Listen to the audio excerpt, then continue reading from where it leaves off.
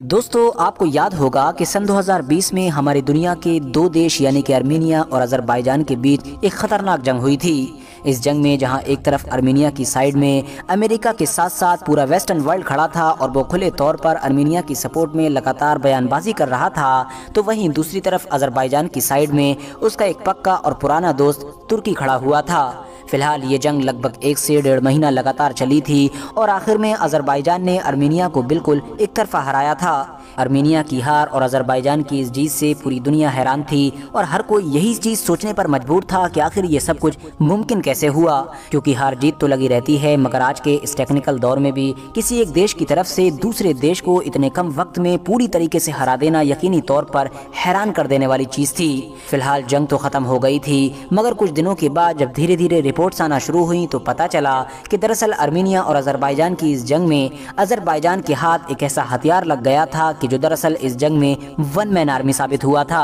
एक ऐसा ताकतवर और अजीबोगरीब हथियार कि जिसने आर्मीनिया की फौज को तो झुकने पर मजबूर किया ही, साथ ही साथ आर्मीनिया की फौज के पास जो अलग अलग तरह के हथियार थे उनको भी यूजलेस बना दिया। इतना ही नहीं दोस्तों, जरा थोड़ा और आगे बढ़ते हैं। वक्त गुजरता है और फिर दौर आता है फरवरी सन 2022 का कि जब रशिया और यूक्रेन का वॉर शुरू होता है। रशिया और यूक्रेन की जब ये जंग शुरू हुई थी तो हर कोई यही अंदाज़ा लगा रहा था कि भाई इन दोनों का तो कोई मुकाबला ही नहीं है। रशिया बिल्कुल अगले कुछ दिनों के अंदर ही पूरे यूक्रेन पर कब्जा कर लेगा और फिर जो चाहेगा वो अपने हिसाब से कर सकेगा। हालांकि शुरू के दिनों में लोगों की उम्मीद के मुताबिक ये सब कुछ देखने को भी मिला। शुरुआती दिनों में रशिया ने बड़ी तेजी के साथ बढ़त बनाई और यूक्रेन के एक बड़े हिस्से पर कंट्रोल भी हासिल कर लिया, मगर कुछ दिन गुजरने के बाद जंग का नक्शा अब धीरे धीरे बदलता हुआ दिखाई दिया। वो रशिया के जिसके बारे में ये दावा था कि अगले कुछ दिनों पर ही यूक्रेन पर कंट्रोल हासिल कर लेगा, वो न सिर्फ यूक्रेन पर कंट्रोल हासिल करने में नाकामयाब साबित हुआ बल्कि एक के बाद एक लगातार खुद ही नुकसान झेलने लगा। इस तरह के यूक्रेन की तरफ से दावे किए जाने लगे कि आज हमने फला जगह पर रशिया की टुकड़ी पर हमला किया है और इतने फौजियों को मारा है, तो कभी दूसरी तरफ से खबर आती कि हमने वहां पर उसके टैंकों में आग लगा दी है। हर गुजरते हुए दिन के साथ अब मानो यूक्रेन ने रशिया को और भी ज्यादा नुकसान पहुंचाना शुरू कर दिया था। वो रशिया जो ये ख्वाब देख कर आया था कि बहुत जल्द ही वो पूरे यूक्रेन पर अपना कंट्रोल हासिल कर लेगा, अब कंट्रोल हासिल करना तो दूर बल्कि यूक्रेन का मुकाबला कर रहा है। और ये जंग 1 साल गुजर जाने के बाद भी अभी तक लगातार जारी है और शायद मालूम पड़ता है कि आगे भी एक लंबे वक्त तक जारी रहेगी। मगर अब सवाल ये है कि आखिर यूक्रेन ने रशिया जैसे ताकतवर देश को टक्कर दी कैसे, क्योंकि यूक्रेन तो रशिया के मुकाबले में ऐसा है जैसे चींटी का मुकाबला किसी हाथी के साथ हो। तो दोस्तों, इस केस में भी रिपोर्ट्स यही बताती हैं कि दरअसल वक्त के साथ यूक्रेन के हाथ एक ऐसा ताकतवर और अजीबोगरीब हथियार लग गया था कि जिसका मुकाबला परमाणु बॉम्ब रखने वाला रशिया भी ना कर सका और एक के बाद एक न सिर्फ बड़े बड़े नुकसान झेलता चला गया बल्कि बहुत ज्यादा परेशान भी हो गया। और सबसे ज्यादा इंटरेस्टिंग बात तो ये है कि जिस ताकतवर और अजीबोगरीब हथियार के बलबूते पर इस वक्त यूक्रेन रशिया को टक्कर दे रहा है, ये दरअसल वही हथियार है कि जिसके बलबूते पर सन 2020 में अज़रबैजान ने आर्मीनिया को एक तरफा हराया था। तो अब फौरन आप लोगों के दिमाग में ये सवाल आ गया होगा कि भाई बता भी दो कि आखिर वो हथियार है कौन सा।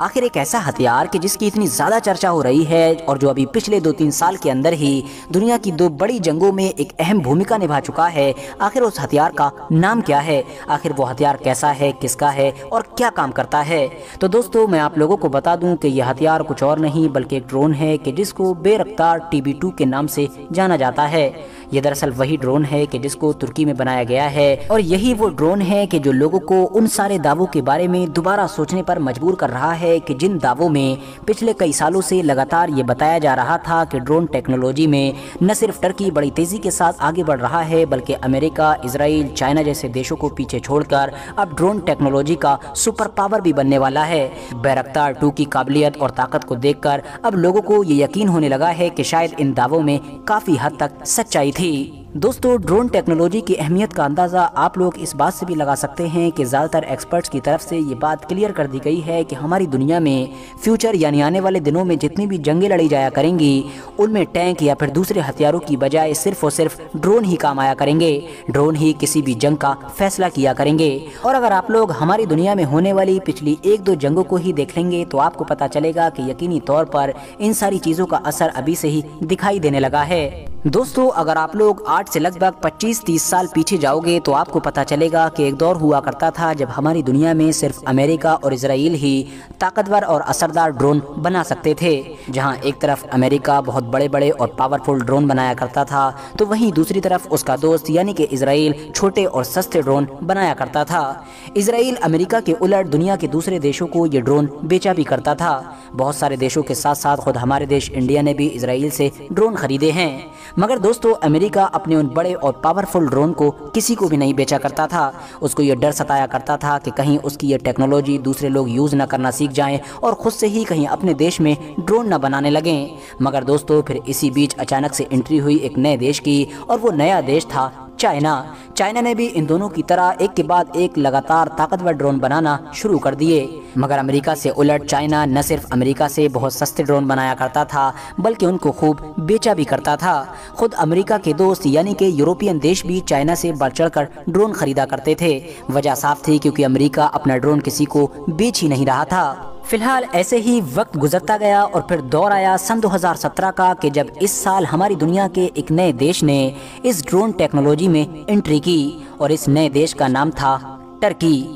और दोस्तों, उस वक्त शायद किसी ने भी नहीं सोचा था कि अभी एंट्री करने वाला ये टर्की देश अगले कुछ सालों के अंदर ही पिछले कई दशकों से लगातार इस फील्ड पर राज करने वाले अमेरिका, इजराइल और चाइना जैसे देशों को न सिर्फ पीछे छोड़ेगा बल्कि अपने आप को इस टेक्नोलॉजी का मास्टर कहलवाने लगेगा। और दुनिया के ज्यादातर लोग इस देश को ड्रोन टेक्नोलॉजी का सुपर पावर कहने लगेंगे। हाँ दोस्तों, मैं ऐसा इसलिए कह रहा हूँ क्योंकि सच में टर्की ने ड्रोन बनाने के मामले में अमेरिका, इजराइल और चाइना जैसे सभी देशों को पीछे छोड़ दिया है। एक रिपोर्ट की माने तो सन 2018 से लेकर 21 के बीच में जहां एक तरफ अमेरिका ने 143 ड्रोन एक्सपोर्ट किए थे तो वहीं इजराइल ने 142 ड्रोन एक्सपोर्ट किए थे। जो तीसरा खिलाड़ी है यानी चाइना, उसकी तरफ से भी 173 के करीब ड्रोन एक्सपोर्ट किए गए थे। मगर इन्हीं 3 सालों के अंदर टर्की ने इन सबको पीछे छोड़कर 190 के करीब ड्रोन एक्सपोर्ट किए हैं, जो यकीनी तौर पर बड़ा नंबर है। मगर अब सवाल ये है कि आखिर ये सब कुछ मुमकिन कैसे हुआ? टर्की इन सबसे इतना आगे कैसे निकल गया?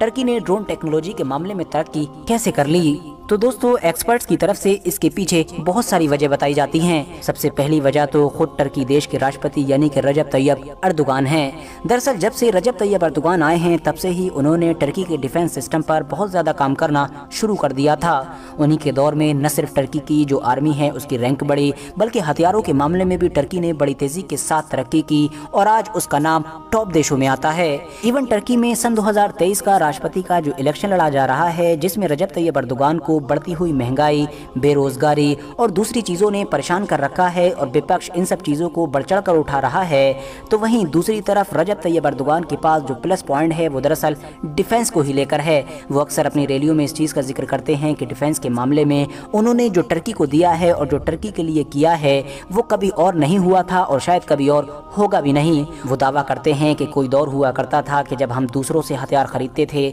मगर आज पूरी दुनिया हमसे हथियार खरीद रही है। हालांकि दोस्तों, इस बात में कोई शक भी नहीं है और रिपोर्ट्स भी यही बताती हैं कि पिछले कुछ सालों के अंदर टर्की की जो हथियारों की इंडस्ट्री है वो दरअसल 10 गुना से भी ज्यादा बढ़ गई है। आज के दौर में तुर्की देश अपनी फौज के लिए ज्यादातर हथियार खुद अपने देश में ही बना लेता है और उन्हीं सारे हथियारों में से एक उसका हथियार ड्रोन भी है। हालांकि दूसरे ज्यादातर हथियारों की तरह ड्रोन को भी टर्की ने शुरू में सिर्फ अपने ही लिए इस्तेमाल किया था, मगर बाद में जब इसने एक्सपोर्ट करना शुरू किया यानी दुनिया के दूसरे देशों को इसको बेचना शुरू किया, तो पिछले 20-25 सालों से एक्सपोर्ट करने वाले अमेरिका, इजराइल और चाइना जैसे देशों को भी पीछे छोड़ दिया। अमेरिका के साथ परेशानी की बात यह है कि अमेरिका के ड्रोन बेइंतहा महंगे होते हैं। मिसाल के तौर पर जो टर्की का बैरक्तार TB2 ड्रोन है, इस जैसा भी अगर अमेरिका के पास या इससे थोड़ा बहुत ताकतवर और थोड़ा बहुत पावरफुल ड्रोन है तो वो बैरक्तार TB2 के मुकाबले में बेइंतहा महंगा होगा। यही वजह है कि बहुत सारे देश के जिनको सही रेट्स में ड्रोन चाहिए होंगे वो यकीनी तौर पर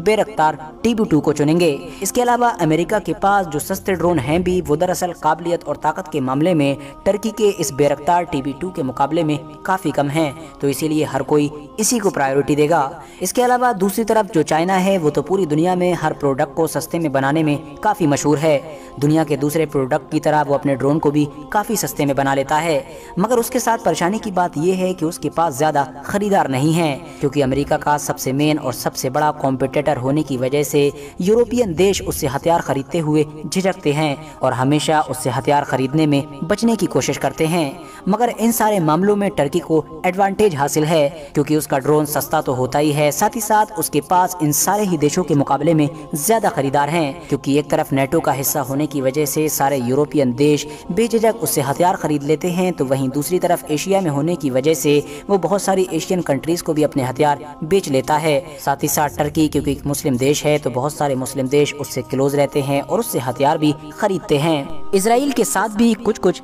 अमेरिका जैसी प्रॉब्लम है, क्योंकि खरीदार तो उसके पास भी टर्की की तरह बहुत ज्यादा हैं। वजह यह है क्योंकि एक तरफ वो एशिया में मौजूद है, तो बहुत सारे एशियन कंट्रीज उससे हथियार खरीदती हैं, तो वहीं दूसरी तरफ जितनी भी यूरोपियन कंट्रीज हैं वो सब तो इसराइल को अपने भाई की तरह मानती हैं, तो इसीलिए वो दुनिया के हर क्षेत्र में लगभग अपने हथियार बेच ही लेता है। लेकिन परेशानी की बात यह है कि टर्की के मुकाबले में उसके यहाँ आबादी बहुत ज्यादा कम है, इसीलिए उसके यहाँ का लेबर भी काफी महंगा है। उसको कोई भी प्रोडक्ट तैयार करना होता है या कोई भी वेपन तैयार करना होता है तो उसको लेबर पर बहुत ज्यादा खर्च करना पड़ता है, जो इसके ओवरऑल प्रोडक्ट की कीमत को बेइंतहा बढ़ा देता है। इसीलिए ड्रोन्स के साथ साथ इसराइल के लगभग सारे ही वेपन्स काफी महंगे माने जाते हैं। दोस्तों, जब से ये बात क्लियर हुई है कि फ्यूचर में लड़ी जाने वाली जंगों में सबसे मेन और सबसे अहम किरदार ड्रोन अदा किया करेंगे, तब से दुनिया के ज्यादातर देश ड्रोन टेक्नोलॉजी पर काम कर रहे हैं। मगर कामयाबी सिर्फ गिने चुने देशों को मिली है और उन्हीं चंद देशों में से एक देश का नाम टर्की भी है। ड्रोन टेक्नोलॉजी में इस वक्त टॉप पर पहुंच जाने वाले टर्की का दावा है कि इस वक्त उसके ड्रोन्स का इस्तेमाल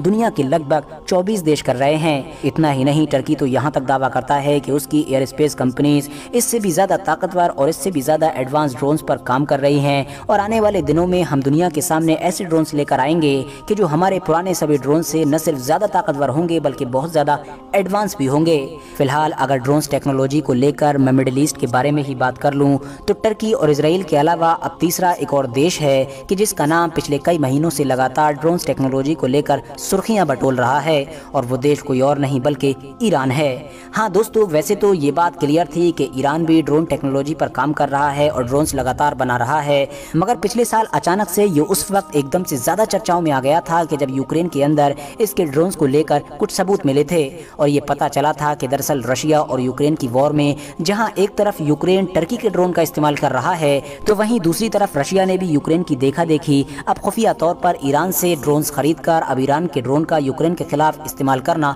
शुरू कर दिया है और ये सारे ईरानियन ड्रोन्स यूक्रेन को बड़ा नुकसान भी पहुंचा रहे हैं। और इसी इंसिडेंट के बाद से पूरी दुनिया में इस बात को लेकर चर्चाएं शुरू हो गई थी कि मिडिल ईस्ट के एरिया में इसराइल और टर्की के बाद अब ईरान भी ड्रोन टेक्नोलॉजी में काफी एडवांस हो चुका है। न सिर्फ एडवांस हो चुका है बल्कि बड़ी तेजी के साथ बहुत ज्यादा बना रहा है और खुफिया तौर पर बेच भी रहा है, मगर वो अमेरिका के सैंक्शंस यानी कि पाबंदियों की वजह से कभी खुलकर इस चीज को जाहिर नहीं करता है। फिलहाल पूरा क्या सच है ये तो हम में से भी कोई नहीं जानता है। बस हाँ, ये बात क्लियर है कि ईरान ड्रोन्स बना रहा है और रशिया में उसके ड्रोन्स का इस्तेमाल भी हो रहा है। आज की अपनी वीडियो को हम यहीं पर खत्म करते हैं। वीडियो पसंद आने पर न सिर्फ वीडियो को लाइक करें बल्कि अपने फ्रेंड्स के साथ भी जरूर शेयर करें और इसी तरह की नॉलेजेबल और हिस्टोरिकल वीडियोस हमेशा देखने के लिए हमारे चैनल को सब्सक्राइब करने के साथ साथ बेल आइकन को भी जरूर प्रेस करें।